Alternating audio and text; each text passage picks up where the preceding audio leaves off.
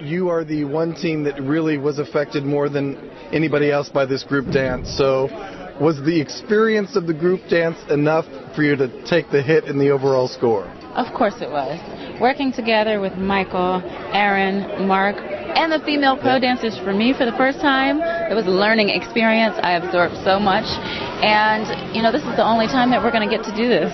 So it was an opportunity of a lifetime, and I don't have any problem with it. All right. This is what I like hearing. The one thing, Dmitry, she says, learning experience. Every week you get this young lady that just wants to learn. What is that like for a teacher, getting the student like this? I cannot be happier this season to have Mya as my partner, because she's the perfect partner. I mean, starting from a designing point of view, I'm better at choreography than at designing. So actually, I just found out, a few days ago, that she can actually design. So I'll step on the background and let her take over. He was very scared about me having to stay in the costume this week. I said, trust, Dmitry. That's what you told me. She showed you in a different light. Yeah, but listen, I see her in rehearsal clothes and pink and tight stuff, and I don't want to be tight and girl. pink. Yeah, but I don't want to be like, I'm not going to put you in what I wear. I don't know that. But yeah, going back to a teacher's point of view,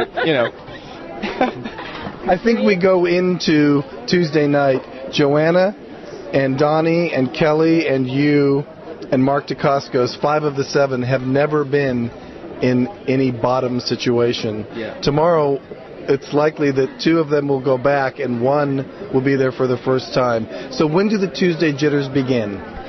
It begins tonight. Tonight we are preparing our knockout dance just in case tomorrow we end up in the bottom 2. It's a combination of the votes and the scores, not just the great routines.